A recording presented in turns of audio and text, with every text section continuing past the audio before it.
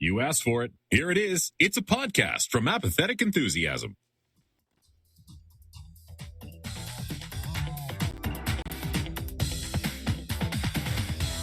Coming to you live from part 2 of a 2-part episode. We've never had 2 episodes so close to each other before, so we're figuring it out 2 episodes at a time. Only here on Interdimensional RSS, the unofficial Rickmurai podcast. Ooh, it takes two episodes. Hello, everybody. I'm Travis. Hey everybody, I am Brandon, and welcome to part 2 of our special two-part finale episode, where we're talking about the second episode of the 2-part finale, Rickmurai Jack. That's right. We are back. Only mere moments have passed. We didn't change our shirts, so you know that it's the same day of the week. And if you want to know where to follow us, go listen to our previous episode in your podcast feed, where we talk about episode 9, Forgetting Sarah Morchel. You also get your semi-pertinent news and all of those other fun things in there. Thank you so much for following us or subscribe to wherever you consume this content. But frankly, we don't have time for all those other little bits, because we have an incredible season finale to talk about. And mind you, if you have not watched the 10th episode of season 5 of Rick and Morty, this is your only warning. We will be discussing canon in depth. Spoilers abound.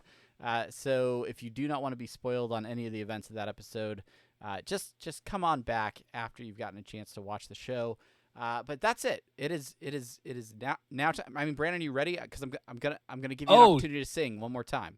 Oh no! Oh, I forgot. Oh, this is throwing everything off. It's all new. Everything's new. Everything's different now. Everything is. Oh my gosh. Oh my god. Yeah. Okay. Let's do it. All right. Let's do it. Without further ado, the only part of this episode we're talking about. It's time for the main thing. Do-do-do-do-do-do.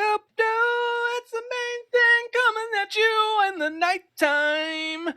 Do-do-do-do-do-do. It's the main thing coming at you. You've got the main thing. You put it in your pocket and then you take it out. Take it out, put it on a platter. Serve it to your friends and neighbors. Once COVID's gone, yeah. It's the main thing, everybody. It's the main thing. Oh my gosh. Well, I struggled through this part of the show in our last episode. So, Brandon, it's over to you. Give us the details of the episode that we'll be talking about. Oh man, I feel bad because the names on this one are much easier than the ones on the last. I've literally talked to some of these people. Yeah. All right, so we are talking about the season 5 finale, episode 10, Rickmurai Jack. Air date September 5th of 2021. It was written by Jeff Loveness, a longtime writer for the show. He says this was his last episode of the show. And also Scott Martyr, the executive producer, who we had on an interview not too long ago. We'll be talking. We'll be alluding to some of the questions we asked him in that interview here on this episode. Directed by Jacob Hare, not his first time directing an episode this season. Guest starring Cecilia Galt, Lee Harding, who was also in the last episode, and Rob Schraub. Oh, Rob Schraub. Yep. Travis, why don't you give us the synopses? Trying something new, bro. Doing it big. That's it. Our synopsis for this. You finally did it, damn you. Evil Morty, damn you. These two are growing. Yeah. I need more oomph from that synopsis. There's an exclamation point at the end of that first sentence. And I didn't see that. It's more like a Charlton Heston, like, you finally did it, damn you, Evil Morty, damn you to hell. These two are growing. Then it goes, yeah. Bro. All right. If you've gotten this far, you know what's up.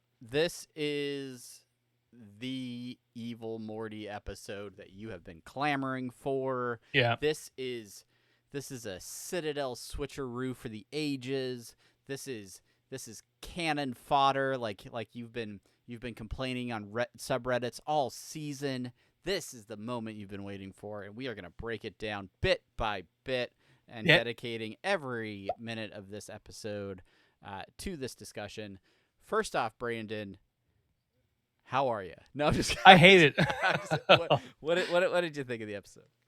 Yeah, it's Labor Day weekend. I built a gazebo. I saw some in-laws, played some disc golf. Reference our last episode. Yeah, this episode. Let before we get into the cannon fodder aspect of it, which, by the way, if it's not a name of a podcast, it should be. It'd be a good idea for a podcast. Hey, do you want to start another podcast? Yeah, let's do it. I have plenty of time in my life to do those things. Before we get into that piece, let's start with the continuation of last week's the first part of the episode, forgetting Sarah Mortschel. That episode we left with Rick leaving Morty with the two crows. This episode starts basically directly after that with an anime theme, looking like Rick, Samurai Jack. The whole Rick and two crows thing. People wanting the anime. They wanted more anime from like the Gotron episode. Yep. I think this suffices for that aspect, because it's like not a it's kind of a joke, but it's almost more of an homage rather than like a parody, right? Like the people who did that scene for the anime opening of Rick and Morty were people who love anime and were honoring it rather than just making fun of it. So shout out to them.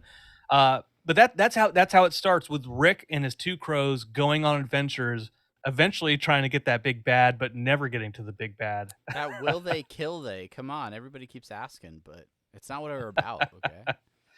Okay. What going into this episode, that's the first thing you see, right? Is the two crows, this anime stuff. What was your first thought when the first 5 to 7 minutes is all of this two crows stuff?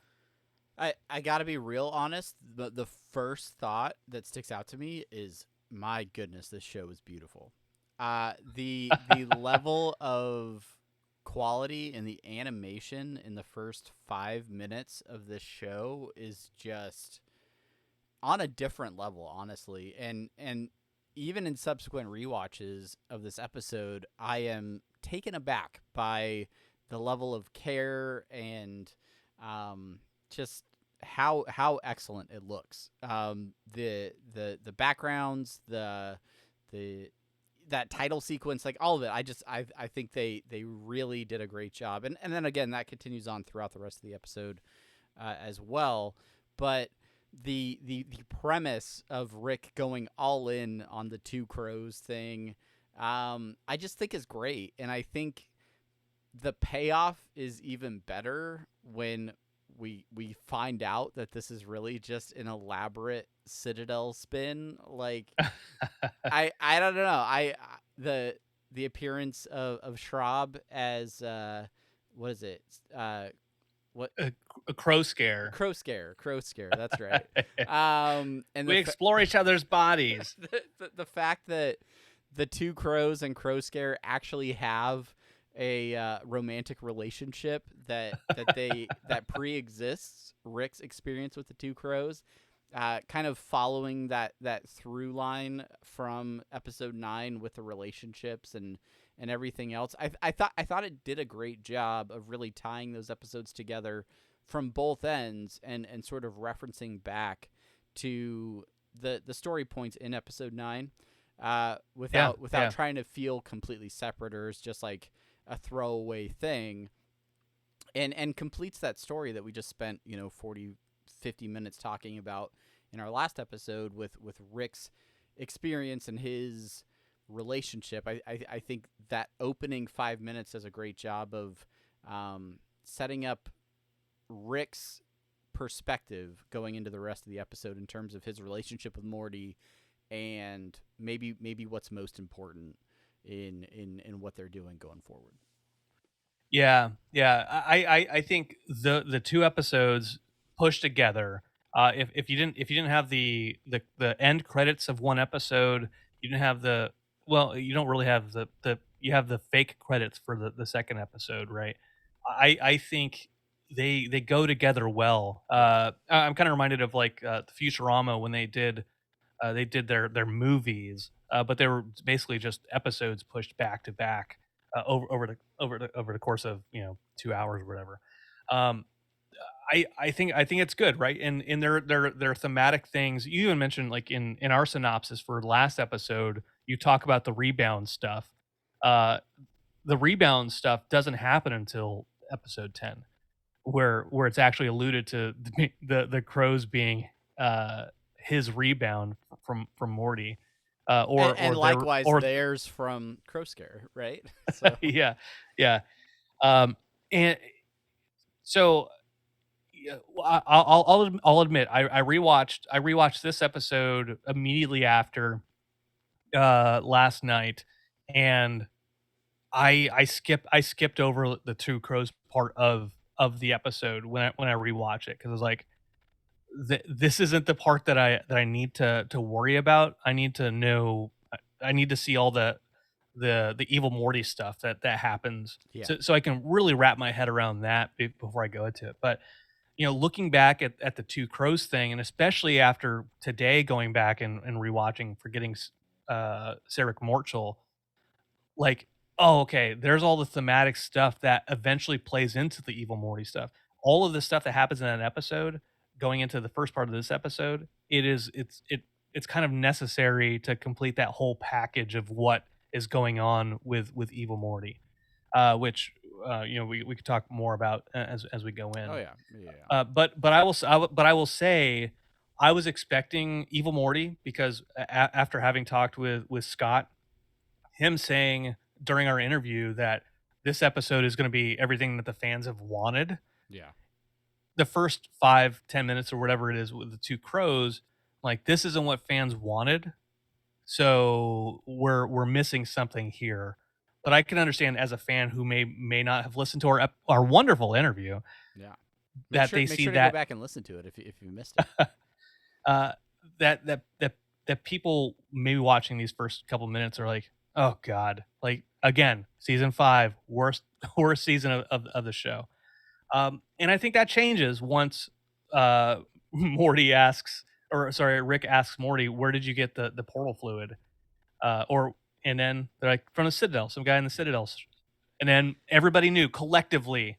As soon as you hear the word Citadel, like I saw the comments in the live comments from the Reddit discussion post.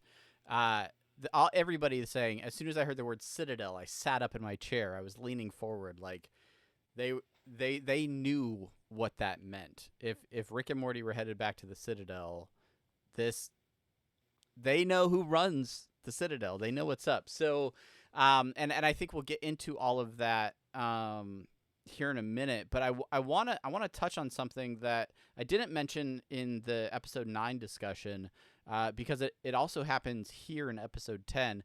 But there's a couple moments where Rick and Morty, they come back together, and Morty talks about hitting the reset button, and it's almost like specific, like that phrase, the reset button. And in both times he's sort of either blown off or told no specifically. In episode 9, Morty's like, or Rick tells Morty, no, I'm doing this thing with the crows. We're not resetting. I'm gonna go do this thing. And then again, when 40-year-old Morty gets Rick back in the house and says, hey, we're gonna hit the reset button, and Beth steps in and says, no, we're not resetting anything.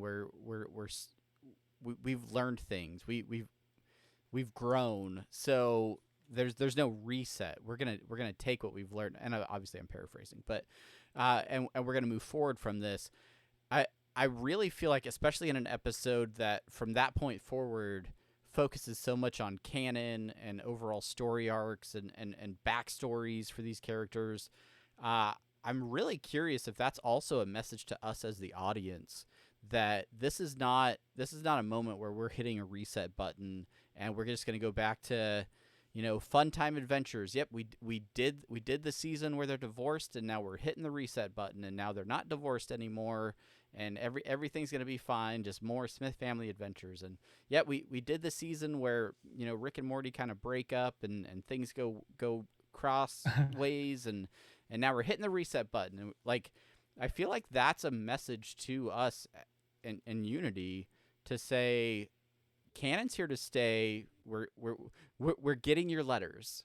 We hear what you want, and it's gonna be part of the show. We're not resetting things. Yes, I expect and honestly, personally, I hope we continue to get episodes that are able to do one-off adventures and fun, crazy things that don't necessarily tie into the bigger story arc of Rick and Morty. I genuinely don't want Rick and Morty to turn into Lost, where every week this podcast is breaking down theories and doing all that sort of thing. But I think there will be episodes, like probably the remainder of this episode, where we do dig into the canon a little bit more, and we need to kind of explore a little bit about the past, present, and future of what is happening with these characters. I think you nailed it, and I think that is the end of episode 10. Thank you, everybody. Head to Rick and Morty Pod at Twitter and let us know what you thought of you. I mean, I think you're right. I think I'm referencing our Scott interview because we asked about some of the lessons he's been learning being the EP from the end of season 4 on through season 5. Season 6 and beyond, because they finished writing season 7, right? And he's been there the entire step of the way. And his note to our question about what he's learned is that people want canon. He's a fan of the show, and he wants to see those things explored, but he doesn't want to see those things explored in a kind of slapdash or half-assed way. Like, it has to mean something. Yeah. And we saw that as much chagrin as the incest baby gets. It was our first inner season continuity that we had. That our first hint that we're going to get continuity within seasons now. We're not going to have to wait till 3 seasons later. Right. And also the bird person stuff, where we're going to see some backstory. We're going to see some of these relationships build. Which, by the way, they use scenes from the bird person episode in a different kind of context in this episode. That had that bird person episode not been there, then fans would have been speculating a lot more. Like, sure. Oh, what's the stuff with the bird person? But we already had that. We had that in episode 8. We were able to recognize and identify Blood Ridge because of how heavily it was featured in the bird person episode, to where they didn't have to go deep into that, but just showing a few seconds of Rick walking away from Blood Ridge, we have that context. We know what's going through Rick's head as he portals out of there, and as he takes these next steps through his journey to become the Rick that he is. So it is interesting. I am very curious, and I think this will potentially be the topic of an upcoming episode of this podcast, probably, so that we can discuss it at length. But how this season was really constructed, and what that means for the episode or the seasons ahead.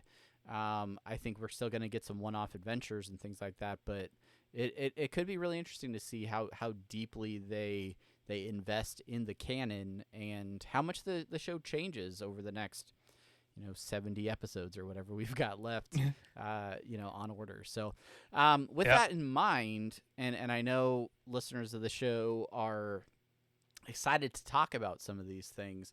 So with a Citadel misdirect, Rick and Morty portal on into the Citadel, and we get our first glimpses of what the Citadel looks like under the President Morty administration, essentially turning it into quote unquote Glendale. But we get some what you throw your hands up. Guilty as charged. I'm from a Glendale suburb, block of right. Senna. That's right. So I'm not saying this was a direct jab at you, Brandon, but I don't know. Put us in the show, guys. Just put us in the show. It's been long enough. If you kill us, that's fine. Yeah, that's fine. Absolutely, kill us, please. But you've got enough reference material here. We'll do turnarounds for you after the show. Anyway, so let's break down some of the major information that we got. I don't want to break down the episode itself because people have probably rewatched it numerous times already. But let's talk about some of the major plot chunks that we got in this episode, starting off with everybody's favorite piece of canon, Evil Morty himself. I mean, it was expected as soon as they said Citadel that we were going to see Evil Morty. I don't know. What did you think? What did you think going into it? And did you think it was going to play out to the level that it did? I think the only people who knew that it would play out to the level it did are I don't even know if the writers. I don't even know if the writers were prepared for like a 2001 Space Odyssey, raising going through this portal, this evil Morty. I don't think they were ready for the animation. So no, I mean when you're going into the Citadel piece, you know that President Morty is there. You see his image on the side, like a flag or a banner or whatever. You know he's going to be part of this episode because we still have 20 minutes at this point in time, and I didn't know what to expect of what the story was going to be. Like I knew based off of the Adult Swim's kind of their synopsis, not our synopsis, but their synopsis. It talks about like banding together against enemies, right? Right. And so I'm like, okay, so they're gonna fight President Morty, Evil Morty, at some point in time in this episode. But I didn't know how that would be. I thought it was really interesting that I fully expected a fight, right? I expected them to actually like fight Evil Morty, and they really didn't give us that. Like there was fighting that happened around Evil Morty, but there was really never like Evil Morty is so advanced to the point where he's like, yeah, I'm putting myself in a force field, I'm putting myself in a bubble. I'm gonna have dialogue, I'm gonna have conversations with Rick, but like I'm not gonna go toe to toe with him because that's not my strengths. I'm here for information, and I'm here to get what I need out of Rick, and then I'm moving on. So what I found was really interesting is we have seen Evil Morty for so long, dating all the way back to season 1, episode 9, Close Encounters of the Rick Kind, the introduction of Evil Morty. What were you gonna say? I interrupt you real quick. What I found, what's interesting. Scary Terry hit us up on Twitter as we started recording our last episode. Close Encounters of the Rick Kind is actually the 10th episode of season 1. But they say go back and watch episode 9 of season 1. So it's a little weird, a little weird on that. So I just do they not count the pilot? I googled it. They must not count the pilot because on Wikipedia it says Close Encounters of the Rick Kind is the 10th and penultimate episode of the first season. Because the first season did have 11 episodes. So if they're not counting the pilot, then yes, it would be episode 9 of the first season. Yeah. If they don't count the pilot. Yeah, because Something Wicked This Way Comes is the 9th episode in the order. You're right. Yeah. You're absolutely right. Yep. Thanks, Scary Terry. Hat tip. Yeah. Kudos to you on that. What do we know? What do we know about numbering? What do we know about counting? what do we know? Anyway, but yeah. So, anyways, going back to episode 9 without the pilot of Closer Encounters of the Rick Kind, we know that's the first time we see the Citadel of Ricks. It's the first time we meet Evil Rick, quote unquote, and the first time we meet Evil Morty, and they're scanning Rick's brain in that episode. That's right. So And the context for that, and this is something that I really would kudo the writers on, is obviously they weren't scanning Rick's brain, like writing that in to be like, oh, at the end of season 5 there's going to be this payoff where they're using these brain scans to, break down the central finite curve. No, like that was a different utilization for that brain scan, but the way they've been able to draw on these elements that are mentioned or that are featured in past episodes, and then I hate to say retcon, but really they've used those moments in a new way to add additional meaning and increase the stakes maybe for the canon of the show, instead of having those be throwaway moments. Now that brain scan in episode 9/10 actually ends up being a majority of the legwork that Evil Morty needs to fulfill his plan. Obviously, you fast forward to season 3, episode 7, Ricklantis Mix Up, fan favorite episode where we see Evil Morty's rise to power and his ability to become in command of the Citadel of Ricks, and now he's got the backing, the funding, the power to do what needs to be done. And then skip ahead 2 seasons later, here we are, episode 10 of season 5. And we see this plan come to fruition with President Morty getting C-137 Rick and Morty. I'm going to assume he's C-137 Morty, but who knows at this point.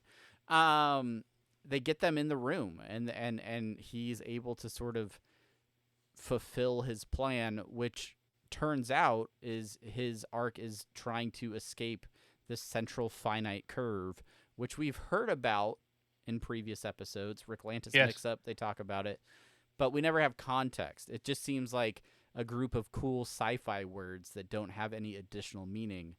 But once again, they take that and now add all the meaning possible with the central finite curve. So I thought that was really interesting.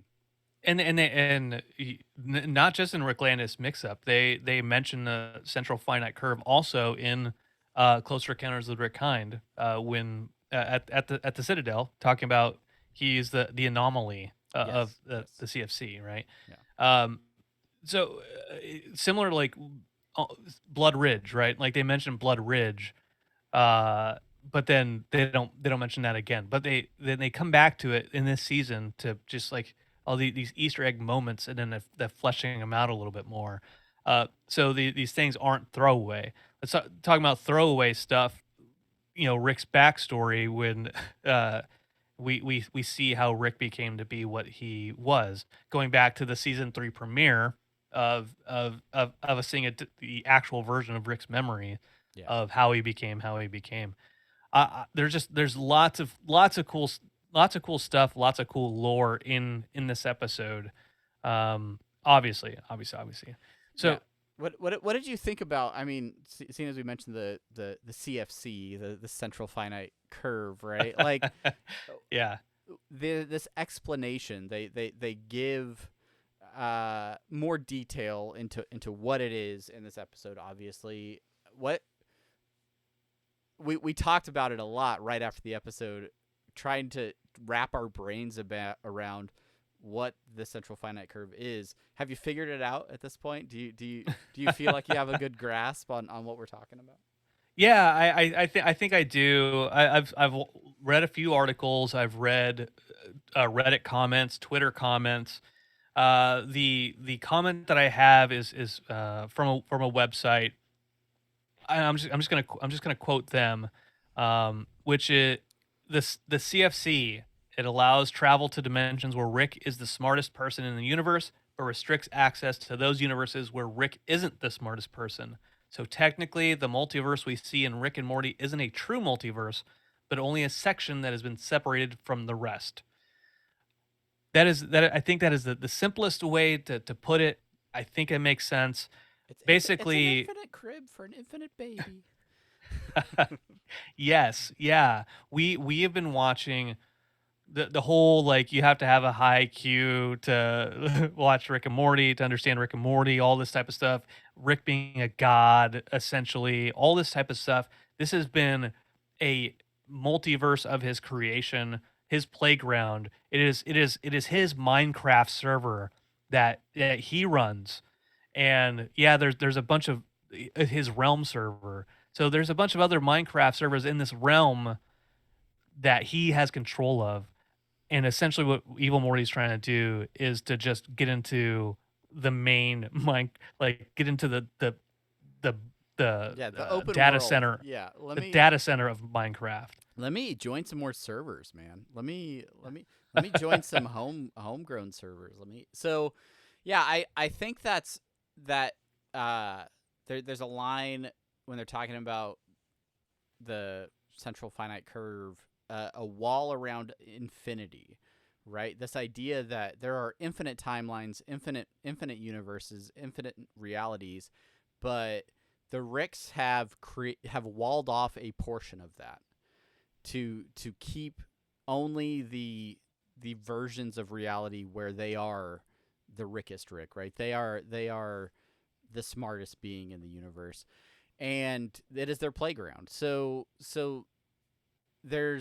I've seen a little bit of chatter about like green portals only work in the CFC, right? You can portal around all you want in the CFC, but you're never going to end up in any place where Rick isn't the person that's the smartest or whatever, right? And so yeah, I think that's really interesting. I think it provides the potential for a lot more bigger bads, a lot more like of all the adventures that we've already been on.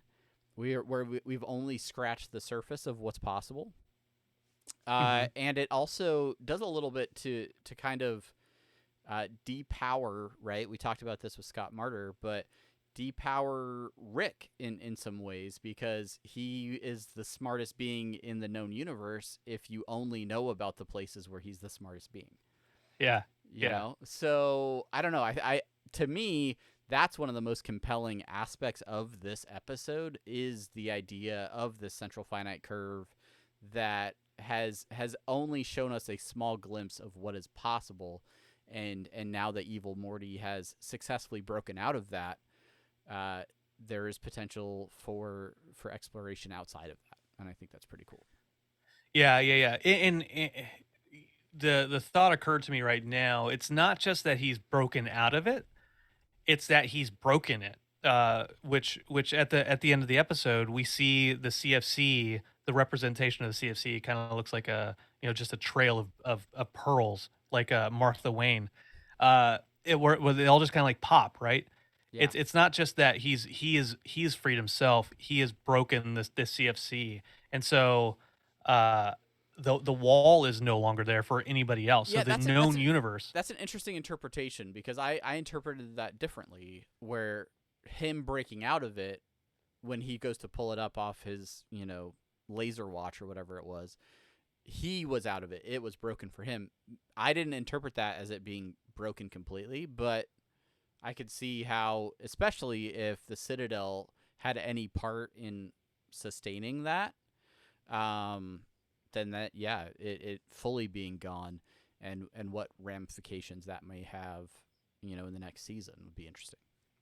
Yeah, because essentially it was because they talk about close encounters of Rick kind using the Mortys to shield themselves from being found, them going into mass production of Mortys in that way has essentially kept their multiverse shielded and hidden. It's Right. created that wall. So if they get rid of Evil Morty, getting rid of all the Mortys, getting rid of that shield, it's just as much to protect Rick as it is to the Ricks, as it is to not go anywhere else, right?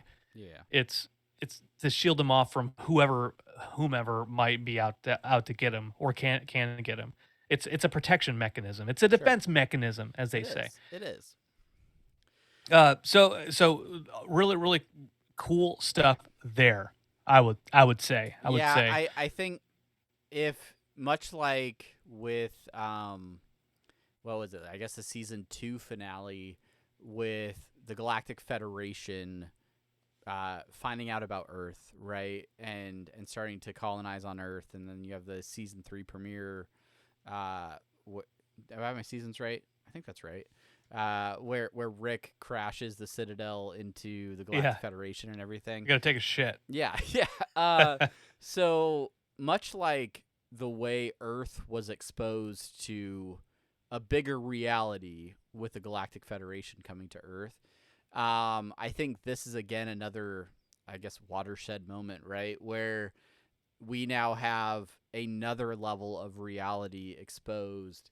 It's just like when the people on Lost found the hatch, and then they found out about like the Dharma Initiative, and then they found out about the like it's just expanding that scope even further. This is going to turn into a Lost podcast, you guys. I'm sorry. Sorry. So I think the exposure and potentially the deconstruction of the central finite curve has huge implications for you canon heads moving forward in future episodes. But we also, along with Rick, Evil Morty's plan and his success in achieving it, we also had the opportunity to look back at Rick's past in this episode, which is another thing that fans for a long time have speculated about, and they have built a lot of theories about who Rick was, who Rick has been, where he has been. And we really kind of get it all laid out for us in a pretty epic montage where Morty is, for the lack of a better term, mind blown into a sequence of what made Rick the way he is. How did you feel about that moment in this episode? Did you enjoy it? Did you have what were your thoughts about, all of Rick's past unfolding in front of your eyes? I was less affected, I think, about the reveal of his past than I was about just how that segment was shot, how that whole sequence was put together. The Blade Runny synth score in the background, his his humble beginnings of having his family murdered, and then eventually him going on this journey of revenge, trying to get revenge, and seeking out the Rick who killed his family, and ultimately him not finding it, and then him reaching him killing so many Ricks and them never stopping, them always existing, and him getting to a point where he is just so tired, he doesn't care anymore, and you know what, fuck it, I will help them put together a citadel, and they can have it, they can have at it, leave me to do my shit, you do your shit. And his depression leading him back to a version of Beth that exists with a Morty there, essentially leading us into the what would eventually be the pilot episode. Yeah. Him starting a relationship with Morty, and which will then, at the end of the episode, evolve into a different relationship. It's really interesting and it's kind of just dawning on me now, but so much of Rick's personality in the past has been about his lack of attachment and his lack of like real deep caring for his family. He's not, he does his own thing. He's able to detach. He's able to go off and go on adventures for a long period of time and not think twice about it. Love is a construct or whatever. All, weddings or funerals with cake, all this crap, right?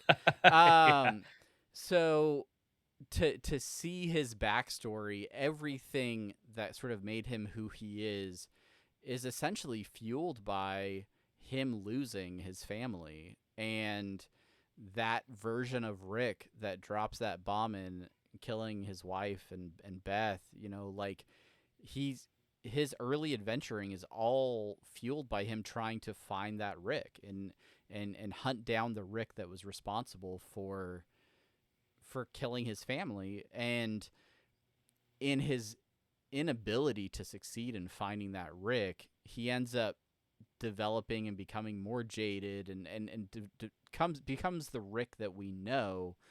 But his animosity for the other Ricks, his lack of connection with them, also develops through that time. And so he's building this reputation for the Rick that we know now. All the while, it's because of his endless pursuit for the one Rick that sort of ruined his life. And the only time he really sort of seems to be at peace through any of that is when he abandons that and goes back to the family, crashes into Beth's garage, and then reestablishes a connection with the family. Like, that's really telling. Like, that's we always talk about, oh, there's more to Rick in terms of his love for Morty and the family, but like this really kind of cements it as this is who Rick is. He really does care about his family. Yeah, he really does. But it's, talk about defense mechanism. That's his thing, right? Like the multiverse, I want keep on to say narcissism. That's not it. The nihilism aspect of like I don't give a shit about anything. He wants to say he doesn't care about anything, but he does. It's all there. And we've seen it throughout the season, going back even to Mortyplicity. I know you're not a huge fan of Mortyplicity, but I've said, I mean you like it. It didn't feel like there were stakes, and I go back to it just to say like there's pieces of the decoy versions of Rick where he is being forthcoming with Beth and he's apologizing to her. That is showing who he is in that moment. And we've gotten hints throughout the season, going into episode 9, coming out of it with him being like learning empathy and him him saying, giving the portal gun to Morty, which I want to come back to in a second. All of these things where he's grown and he's shown us at the end of this episode when he says, we just don't want to do adventures. We don't want to do just adventures anymore. Like this place is powered by canon. Yeah. It's turning a corner. And then the finale right at the end with it's him and Morty and a very on the nose. The boost has to be operated by two people. Yeah, with a partner, with a partner, going back, pulling Morty up, and then them doing it together is just really indicative of that relationship and how much different it is from the finale to the pilot episode. Oh yeah. Sort of like meta commentary. How did you feel about them spoon feeding all of that backstory in one sequence over the course of a couple minutes, as opposed to sort of slow rolling that over time over the course of a season or multiple seasons? Do you feel like it's kind of nice to just be like, all right, we got it out of the way, it's done now? Much like Rick says at the end of that sequence, whoa, dead wife. He's like, yeah, now everybody can stop talking about it. Like, was this a way for the writers to just be like, all right, here's Rick's past. This is sort of what got him from A to B. And now we can stop discussing it because you know it and we can move forward. Like, to me, that was the only sort of gripe I had with it, where I felt like it was too much, almost like exposition, where it's just like, all right, here's Rick's backstory. Sort of the opposite of the compliment that I had for the Bird Person episode, where they didn't just roll all of that out in a montage. They found a cool way of showing us that backstory through the subconscious and everything. This was more of just like, all right, mind blowers. Here's all of his memories. All right, end of story. I think I'm okay with it. I think I liked this way of doing it because you and I we've been covering this show forever, and uh, one of the things that we have like low key kind of gripe about is like, like we're hearing about Evil Morty again, or like just theory crafting where there isn't necessarily something to theory craft about. Like, not everything has to have a theory in the show. Yeah. And if by kind of laying out the red carpet of his backstory, asking some questions there within the montage still, uh, but laying it out for us, people can move on from the stuff that they have questions about from season 2, season 3. Is Diane still out there somewhere? Right. No, Like, okay, died. let's. She's dead. She's dead. We can move on. Ask some other questions. With the questions I mentioned, like who is the Rick that killed his family, and why? What? Some of the like star systems that that some of the other Ricks were hiding. Like, what is that about? Like, why? What is there? Who is this? Who is this evil? The actual evil Rick that we can't actually find. Why they can't find, that he eventually gives up on, that he can't fix. He can't fix that problem. Smartest man in the universe. He can't fix that problem. So it does ask some questions, but it gets rid of the questions that fans, I think, have just been latching onto and holding onto for so long that we're like, okay, we got that. Now we can move on to answering different questions and exploring different parts of this universe. Yeah. I agree with you. Yeah, I'm okay with how they did it. You hate it. There's just so much happening in this episode. You hate it. Worst episode. I don't hate it, but it took me a couple rewatches. It took me at least a rewatch to fully appreciate everything that we were getting, because we got so much canon information, like lore in this dump episode. Yeah, huge lore dump, massive lore dump. But with all of the dumps that were happening, there are some lingering questions that exist, and these are just a few things that fans might still be asking themselves. Even after the finale. First off, with Evil Morty outside of the central finite curve, now with a gold portal gun. Is it gold or yellow? What's your hot take? I'd say it's more gold. Okay. It's more gold. He's got the golden gun.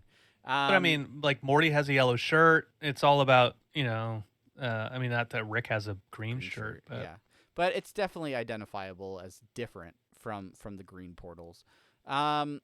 Is this the end of Evil Morty? Has he reached the end of his pursuits to escape the CFC, or do you think we'll see him again sometime? I think that we will see him again sometime. His whole thing was to get away from Rick, right? Sure. So if he gets away from Rick, the only way he's going to meet up with Rick again is if he needs something from him, or somehow in this vast infinite universe they still cross paths. Sure. So I don't think it's the end. His scheme was completed by breaking the CFC. Yeah. But I don't think we will never see him again. I could definitely see him popping up again at some point. Yeah. The you talk about the gold portal gun, some speculation on there, because we've seen a blue portal, we've seen a green portal, and we have this gold portal. We're saying gold. The blue is, people have some said is like it's between places in the same universe. Yeah. And then the green is within the CFC. Mm-hmm. So if there's a bowl of Skittles, right? Like you have a bowl of Skittles, you have a bunch of bowls of Skittles. All right. There's a bowl here on my desk. There's one down in my dining room. You have one at your house, right? The bowl of Skittles here in my desk in my office. The blue portal, I can go from one area of the green Skittle in the same Skittle to another place in that same green Skittle.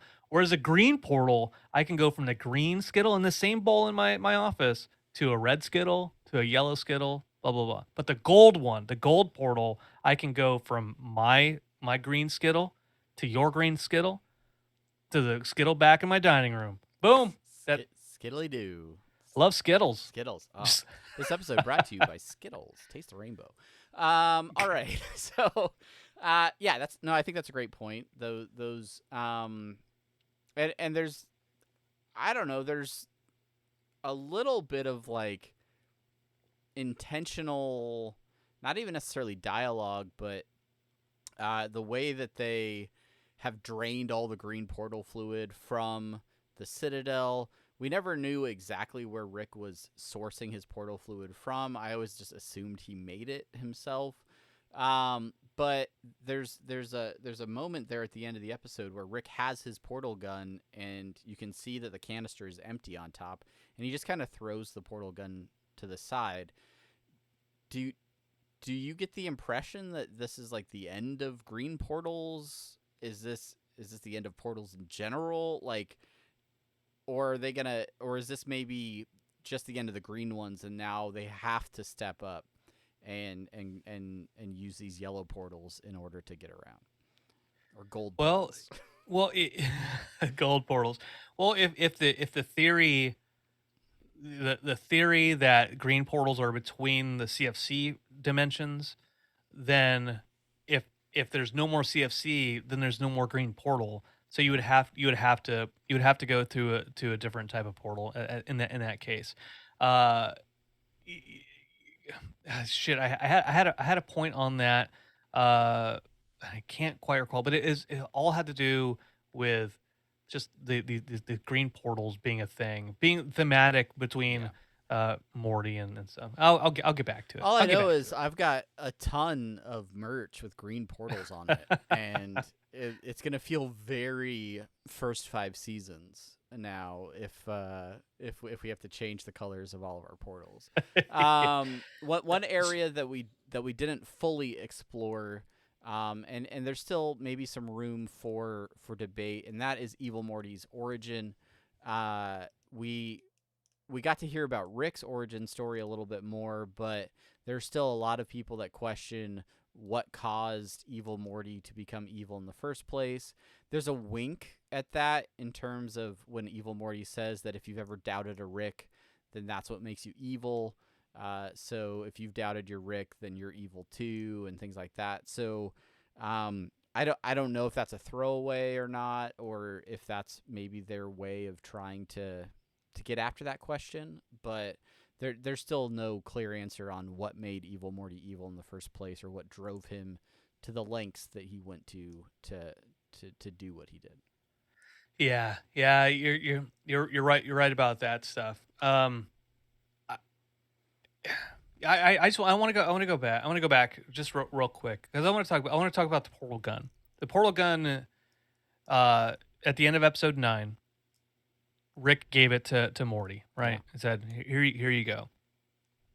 With the Portal Boys stuff, he went back with the iPhone 3 of portal guns, which is the same one that evil Rick, the one who killed Rick's family, had in it's that episode early version of the portal gun. Yeah. I have a bunch of notes that I wrote on my leg because I couldn't find a sheet of paper. That's why you got to keep a notepad on the desk, Brandon. That's what we've gotten to as podcasters. Yeah, I know. I couldn't find my pad of paper as we're talking. So there's that piece. All this talk about portals, the Morty learning how to do portal stuff, Evil Morty doing a portal. It's all very thematic and goes back to some of fan kind of speculation throughout the season of Rick being depowered, not using the portal gun as much. It hasn't not being as featured as much. And I don't know if I don't think it was intentional for the writers throughout the season to put less emphasis on the portal gun. But in hindsight, that's exactly what it looks like, right? Yeah. Because fans noticed that Rick wasn't using the portal gun nearly as much. And it could be construed as a way, going into season 6 and beyond, to not be as heavily tied on the Deus Ex Machina of being able to just portal your way out of everything. Yeah. Because it's something that they actually have to intentionally show the viewers anytime Rick and Morty get into some sort of predicament where they're trapped or things like that, they always have to show, oh well, Rick left the portal gun in the bathroom. The portal gun ran out of juice, or like they always have to kind of wink at why they can't just portal out of there. It's like horror films when cell phones became a thing. Writers had to start coming up with contrived reasons why people didn't have their cell phones on them. Oh, I'm in a no service area. Well, service is pretty good mostly everywhere now. So now they have to find different. Oh, the battery's dead. Well, why didn't everybody has a phone charger in their car? I forgot my charger at home. Shit like that. And there has to be a game changing way to stop any of that. And so I want to throw this out there in the not sure if you caught it, but in the behind the episode stuff, they talk about this episode. They talk about bringing in Evil Morty again, and they talk about why this aspect of the story, why they had to kind of wait so long for it, because this is not an episode that you would want to introduce in season 2, especially if there's contracts aren't signed yet. Yes, absolutely. Because I think we're on the same page with this. This kind of changes the future of the show in ways. Yeah. It is a revelation. It breaks what we know about the show. It breaks the whole concept of Rick being the smartest person in the universe and being practically a god. It also breaks the kind of we'll see in season 6, but it might break a little bit of that Rick and Morty not trusting each other, like being antagonists to each other. The odd couple, so to speak. The toxic relationship sort of pairing that they've had for the last 5 seasons. Yeah, they're coming out of this season trusting each other more, and Rick knowing that he can't do this alone, and Morty realizing that he's far more capable than he's ever been. They talk about shit talking about Morty being so forgiving, right? Yeah. But he does forgive Rick at the end, and they're doing it together. Yeah, it brings up the last question that I have in the show notes, which is where does the series go from here? But I think that's probably better suited for its own podcast, considering we're closing in on the hour mark of this episode, which is our second episode that we've recorded this evening.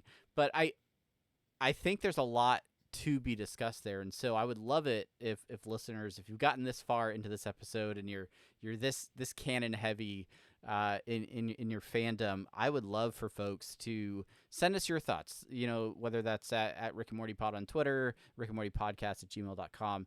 We want to know what you think the implications of this episode are in terms of the future of the show. Where does it go in season 6? How do these changes that we've really had emphasized in these last 2 episodes, how do those affect Rick and Morty's relationship and how they're able to take on whatever lies ahead outside of the central finite curve and things like that? So shoot us that stuff. Let us know. We're definitely not done talking about this episode.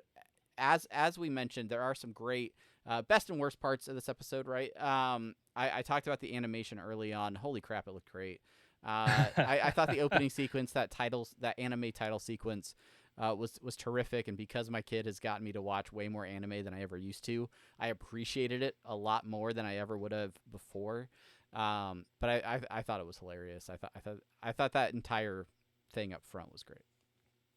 The Morty production system of the Citadel producing Mortys for Ricks, showing montaging of Ricks going back in time to making sure that Beth and Jerry get together so they have Mortys. Yeah, I questioned that because I was like, was that time travel?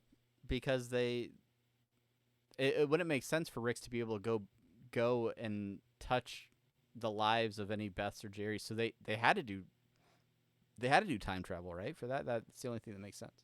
Yeah, they have to do some kind of time travel for that. But we're getting to the theory here, but maybe because for the most part these things happen already, it's a nudge to make sure it does happen. Sure. But yeah, I caught up a little bit of dialogue. I don't know if you're on the same page with me on this. The Citadel wasn't doing this before, but they started mass doing it after Evil Morty and Evil Rick started doing it. Is that am I wrong in that? I didn't pick up on that. I don't know if you're Okay. wrong about that, but I think you could be right, because that whole sequence talks about how we all know that having a Morty near a Rick is a good way of hiding the locate, like is a good way for Ricks to hide. But oh, are we still good? Yeah. Okay. All right. I don't know if my hearing's going out or my headphones, but anyway, but that transitions into how the Citadel was using Mortys, and then how do you obtain Mortys? Well, you can convince Beths and Jerrys across different timelines to hook up, thus producing a Morty, or a much simpler way is just pull the Cloning DNA, start cloning Mortys, and mass producing them on a large scale, which became really dark and sort of Pink Floyd the Wall-ish in terms of all these dead Mortys lying around. Pocket Mortys all over the place. But yeah, I thought that entire breakdown was very interesting, and I don't know if it was best or worst in some ways, a little bit of both. So. The quality of dialogue stops mattering. Yeah, Evil Morty just like. It's interesting because they say that, right? They say that about the midpoint of the episode, and he says the quality of the dialogue stops mattering, and then he says, "Yeah, this is the time when I'm finally going to do that thing that I came here to do," where it's just like the worst sentence ever in a TV show. But also on a larger scale, like at this point, people don't care what is being talked about. They're like, all right, just show me what Evil Morty's gonna do. Show me what's gonna show me Rick's backstory. I don't care how you say it. Just give me this information. So I on a couple levels, I thought that was really really well done. All right. Well, let's talk about some favorite bits of ours. Favorite bits. We've said it 3 times, but the anime title sequence shows up yet again. Crow horse. That Crow horse. Definite. You didn't want to take notes. You just wanted to enjoy the finale as it was. You said, I'm not gonna take any notes. And the one note you did send to me was submit to Crow horse. That wasn't even a note. I just cracked up so much at that I had to send it to you and just be like, because I was dying over it when he's given free will and then immediately takes off and wreaks havoc. I thought that was hilarious. Yeah. Of course, Schraub as Crow Scare. Gotta love me some Rob Schraub. Yeah. I thought it was funny how 40-year-old Morty kept getting slammed for ordering a rum and Coke. Which I hadn't really thought about until I thought about the fact that the last time I had a rum and Coke was probably in my 20s. So yeah, I guess, I mean, that was a drink that I enjoyed early on in my drinking life, and I have sort of moved on from that. It's nothing wrong with it. If you love rum and Coke, great. We used to play with the Kraken. We used to drink Kraken and Coke and play Catan. And what happened to those? Now I just pour straight whiskey into a glass and think about what's happened in my life. So. Yeah, I drink dirty Shirley's. What else we got? Again, another nod to 40-year-old Morty and his crossovers with my life. Him talking about all he thinks about is lawn care. Every time I look outside of my house, I'm just thinking about that grass and what I can do to make it better. So yeah. I just planted a bunch of quick seed in my backyard today. I'm 39. Yep. I'm almost there. Almost there. You don't have the tribal tattoo though. So I don't. You got that I refuse to. I do have a shout out that we didn't. My favorite bit that we didn't mention in here. Shout out to Rickmobile. Always mentioning Project Phoenix. I thought adding Project Phoenix here in this episode was a great addition for fans who would be like, yeah, what happened to Project Phoenix?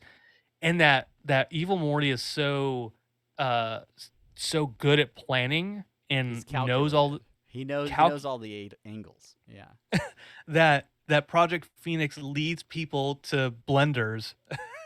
And so cool, so cool to see that kind of not plot hole, but that aspect of the Yeah, plot well, that we've they're seen. the amount of work that the writers probably had to go through to make sure that there were none of those hanging threads where they could have been like, oh, they could have just killed themselves and they would have been Project Phoenixed out of there. Like, they covered all those bases. Yeah. And if they missed any, please let us know, and we'll be happy to feature that in an upcoming episode.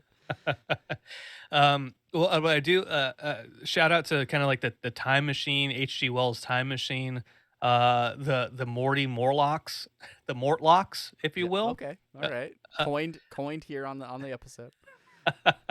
It just occurred to me that that's what that was, like the gentrification upstairs in Glendale Citadel, and then all the Mortlocks downstairs powering the machine.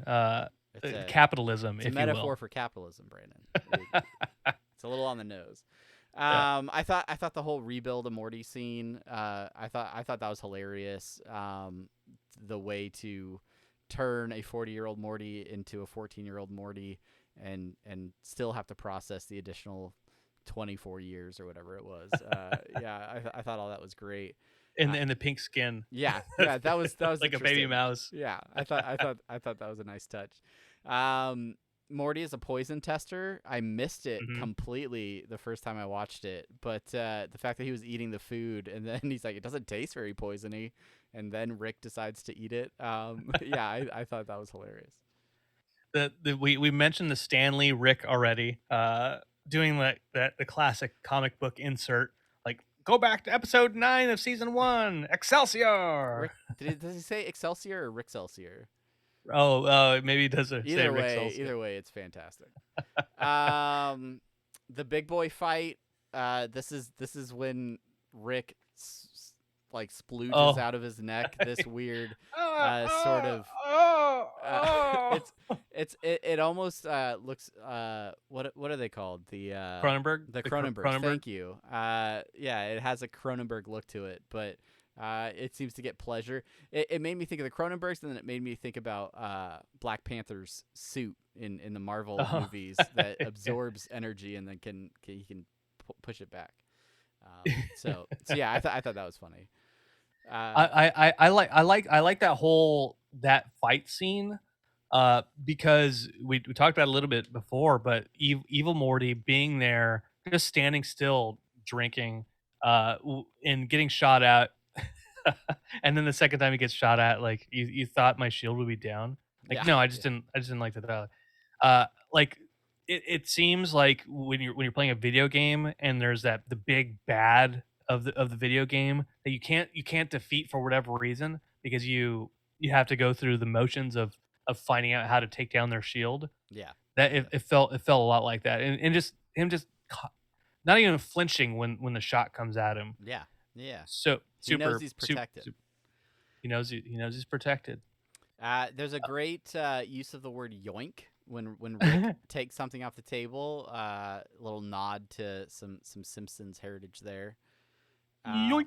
And then Blade Runner Rick and Bird Person. Looking Yeah. back at you already talked about the music, but there's some pretty on the nose scenes of like a Blade Runner-esque period in their history where they're like eating at like a noodle bar or something out in like a cyber future. Bird Person with those 80s Ray-Ban like cyberpunk glasses. Exactly. Yeah. Very cool. Yeah. Whoa, dead wife. Now everyone can shut up about it. We talked about that a little bit. Yeah. And I think the best way to end the episode with our favorite bits is talking about the return of Mr. Poopy Butthole, now going through some kind of separation, living in a one bedroom apartment, eating ramen, and straight from the pot, mind you. Straight from the pot. He's not dirtying another dish. This is bachelor life.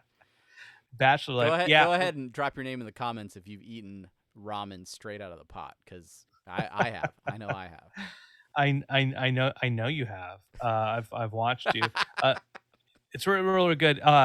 So yeah, Jeff Loveness, he tweeted, "Learn from him," but that whole speech is very, it's not a joke. It starts with like, "Ooh, ooh wee, evil Morty. That was quite a scheme. Makes me wonder if there's an evil me out there."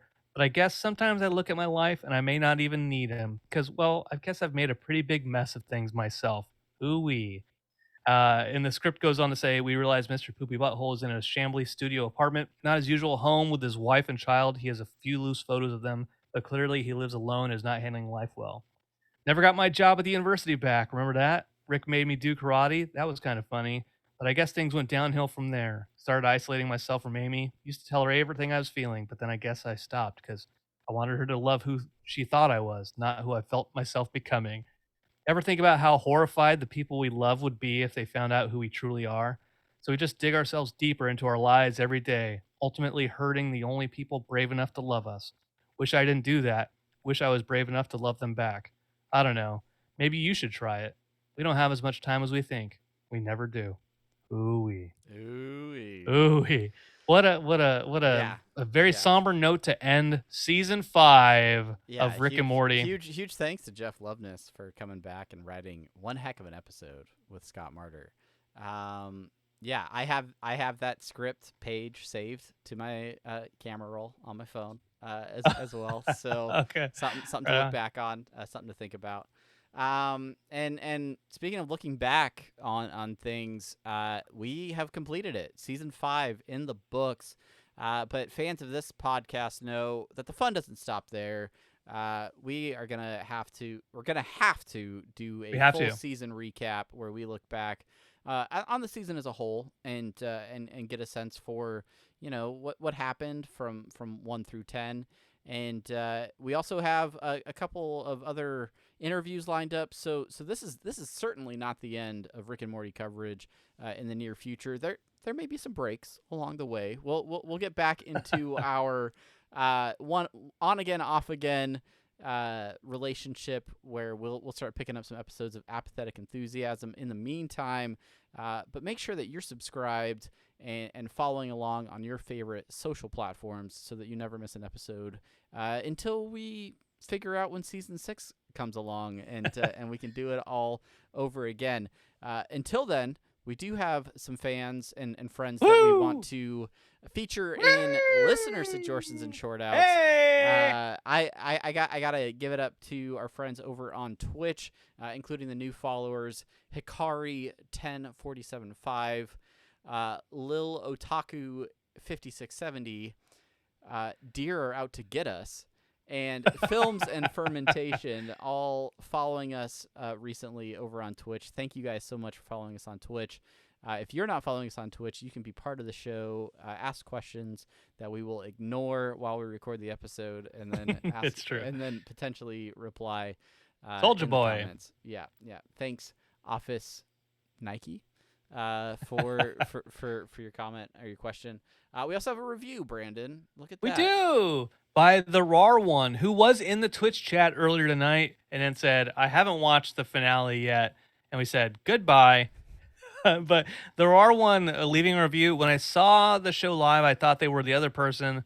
Love the show. It's great, informative, and great interviews. 5 stars. Brandon Cruz says, check them out. Check them out. Yeah. I want to know, folks, go out to Rick and Morty Pod on Twitter, Rick and Morty Podcast at Instagram, and please, or Rick and Morty Podcast at gmail.com. Please, for the love of God, let us know what it is about the glasses guy that makes you think I'm the bald guy. Because I'm legitimately interested. Because the bald guy is not doing all those songs. The bald guy does the one weird song during the social media minute, and the rest of the time he's not the funny one. So yeah. Yeah, I want to know what I want to know what it is. Is it like maybe you're like because maybe you seem like Mike Kowalczyk from Live, where or Ed Kowalczyk, where like you look like a rock star, and so like you would be the musician person, where like the nerdy guy with glasses, like, oh, there's one person and that's River Cuomo.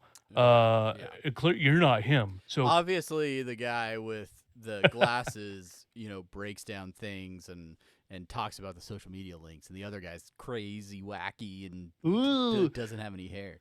No, it's the other way around, everybody. I think maybe because on our logo where I have like the picture of me like laughing with my mouth open, maybe people interpret that as like singing, maybe, or something. I don't know. Yeah. Like, and you're a little bit more like matter of fact, or like you're still smiling, but I think that was always like that. I think that was always drawn as the intention of like you saying something funny and me reacting to it, because that's typically how things go on this show anyway.